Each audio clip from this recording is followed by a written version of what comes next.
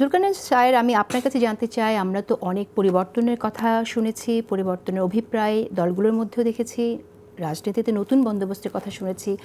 আপনি কেমন দেখছেন নতুন বন্দোবস্ত কি সামনে এসেছে, কতটুকু আশাবাদী আপনি? জি, আসসালামু আলাইকুম আপনার সকল দর্শককে। আসলে সকল পরিবর্তনের আগে নতুন বন্দোবস্ত যাই কিছু হোক, সবকিছুর আগে আমি একজন অনুসন্ধানী সাংবাদিক হিসেবে যা দেখতে চাই, আমি তেমন কিছুই দেখতে পাচ্ছি না। কারণ আমি আশা করেছিলাম, যেহেতু অনেক প্রাণের বিনিময়, অনেক মানুষের আত্মত্যাগের বিনিময় একটা ফ্যাসিজম মুক্ত দেশ আমরা পেয়েছি, এবং এখানে সকলেরই আপনার একটা সমন্বয়ে এই বিজয়টা এসেছে আমাদের। কিন্তু এই বিজয় আসার পরেও আমি এখনো পর্যন্ত দেখলাম না যে রাজনৈতিক দলেরা এগ্রি করেছেন অথবা কোনো রকমের পরিকল্পনা করছেন তাদের স্বচ্ছতার বিষয়টি, তাদের আর্থিক সচ্ছলার বিষয় আপনার স্বচ্ছতার বিষয়টি সাধারণ জনগণের সামনে তুলে ধরতে। আমি আজকে সকালেও আমার ব্যক্তিগত ফেসবুক প্রোফাইল থেকে একটা স্ট্যাটাস লিখেছি, যেখানে আমি বেশ স্পষ্ট করে বলেছি যে রাষ্ট্রযন্ত্রের সকল সমস্যা অথবা সকল রকমের সংস্কারের আগে সবার প্রথমে যে বিষয়টা সুরা হওয়া প্রয়োজন, সেটা হচ্ছে রাজনৈতিক দলগুলোর আর্থিক লেনদেনের বিষয়টি। কারণ এই যে রাজনৈতিক দলরা যারা সরকার গঠন করবেন ভবিষ্যতে, অথবা যারা আপনার বিরোধী দলে থাকবেন, তারা কি কখনো তাদের কারা টাকা দিচ্ছেন, কারা অর্থ যোগাচ্ছেন, কারা তাদের অনুদান দিচ্ছেন, সেটা কখনো পরিষ্কার করেছেন তাদের ভোটারদের সামনে? আমার জানা মতো তারা কখনো করেন নাই। কিন্তু এটা করা অত্যন্ত জরুরি। এটা কেন অত্যন্ত করা জরুরি? কারণ আমরা জানতে চাই যে কোন গোষ্ঠী, কোন শিল্প উম, প্রতিষ্ঠান, কোন দেশি বিদেশি গোষ্ঠী এবং কোন কোন ব্যক্তিরা রাজনৈতিক দলদেরকে টাকা পয়সা অনুদান হিসেবে দিয়ে থাকেন। এটা কেন জানা জরুরি? বিশ্বের বিভিন্ন ক্ষেত্রে, বিশ্বের বিভিন্ন দেশে আপনারা দেখবেন, যেমন ইউকে বলেন, ইউএসএ, অথবা প্রাচ্যের যে কোনো দেশে আপনি দেখবেন যে এই বিষয়গুলো বেশ পাবলিকলি অ্যাভেলেবল থাকে। যুক্তরাষ্ট্রের দিকে যদি আপনি তাকান, আপনাদের বিশেষ ওয়েবসাইট আছে রিপাবলিকানদের, ডেমোক্র্যাটদের, ইউকে তো কনজারভেটিভ লেবারদের, ইউরোপের অন্যান্য দেশে আপনি যদি তাকান, ফ্রান্স বলেন, জার্মানি বলেন, তাদের একটা অ্যাকাউন্টেবিলিটি আছে। তারা দেখায় দেয় তাদের ভোটারদের কাছে, তারা যদি কারোর কাছ থেকে 10টা টাকাও নেয়, সেটাও ওইখানে উল্লেখ করা থাকে। বাট আমাদের দেশে এই অবস্থাটা নাই। এই ব্যবস্থাটা থাকা কেন জরুরি? কারণ এই অবস্থাটা হলে আপনি বুঝতে পারবেন যে কোন কোন প্রতিষ্ঠান, কোন কোন ব্যক্তি, কোন কোন গোষ্ঠী আপনার পছন্দের রাজনৈতিক দলটাকে অর্থায়ন করছে। এই দলটি যখন ক্ষমতায় যাবে অথবা যখন বিরোধী পক্ষে যাবে, তারা এই গোষ্ঠীদের সমর্থন করছে, এই গোষ্ঠীদের পারপাস সার্ভ করছে, নাকি জনগণের পারপাস সার্ভ করছে, সেটা বেশ উন্মোচিত হয়ে যাবে আপনাদের সকলের সামনেই।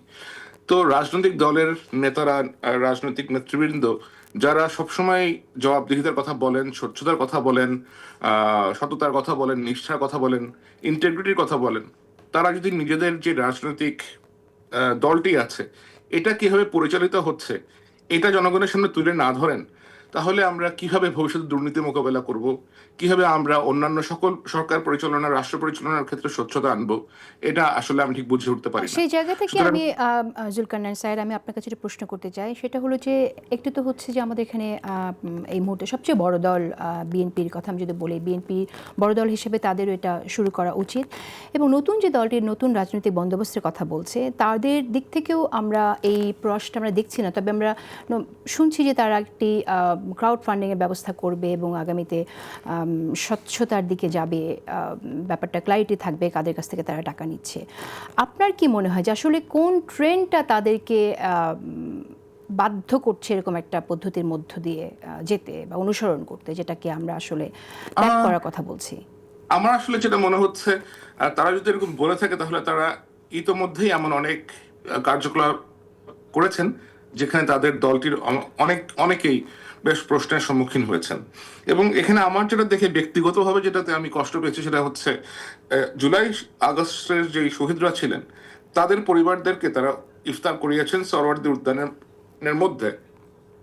কিন্তু ওনারা যখন রাজনৈতিক দলের সম্মানে অথবা অন্যান্যদের সম্মানে ইফতার করালেন, তাদেরকে করালেন ইন্টারকন্টিনেন্টাল হোটেল, লাইক হোটেলের ভেতরে, 5 স্টার হোটেলের ভেতরে। এই যে একটা বৈষম্য, এটা কেন আপনারা করলেন? এটা তো একটা চক্ষু লজ্জা থাকলে মানুষের এই কাজটা করার কথা না। কারণ যে লোকগুলো আপনাদের জন্য এত ত্যাগ করলো, মারা গেল, আহত হইলো, এত কিছু করলো, এদেরকে আপনি কেন সরোয়ার্দের উদ্যানে নিয়ে যাবেন? এদেরকে তো আপনার 5 স্টার কি 7 স্টারে গিয়ে ট্রিট করানো দরকার ছিল। আপনারা যে 5 স্টারের বিলটা দিয়েছেন সেটাই বা কারা দিয়েছে? পিঙ্ক সিটি গিয়ে আপনাদের লোকজনকে টাকা দিচ্ছে। একজনের নামে ওই লাইক এনসিটিভির বই এরিয়া আসছে, কালকে দেখলাম যে সে ওইখানে গিয়ে গ্র্যান্ড ইফতার করে বেড়াচ্ছে বগুড়াতে, আরেকজন 100 টাকা নিয়ে শোডাউন করতে চলে যাচ্ছেন। সো আপনারা যদি চেঞ্জ মেকার হয়ে থাকেন, আপনারা যদি আসলেও চেঞ্জ আনতে চান, আপনাদের কার্যক্রমের সাথে স্পষ্ট করা উচিত। এবং বড় দল হিসেবে বিএনপি বলেন, জামাত বলেন, এনাদের প্রত্যেকেরই একটা ট্রেন্ড সেট করা উচিত এনাদের সামনে, যে আমরা আমাদের রাজনৈতিক অনুদানের বিষয়টি পরিষ্কার করেছি, আপনারাও এটা করেন। তো বিকজ আমরা তো বাংলাদেশে আরেকটা সংঘাতময় অথবা আরেকটা এরকম সিচুয়েশন দেখতে চাই না, যেখানে একটা সরকার এসে বিলিয়ন বিলিয়ন ডলার বাইরে পাচার করে দিবে, এদের সাথে এই যে এসএলএম এর মতো প্রতিষ্ঠান, XYZ এর মতো প্রতিষ্ঠানেরা যুক্ত হবে, একটা একটা দুর্নীতির একটা মহোৎসব করবে। এগুলার রিপিটেশন আমরা বাংলাদেশে আর দেখতে চাই না। এনাফ হয়েছে বাংলাদেশকে নিয়ে।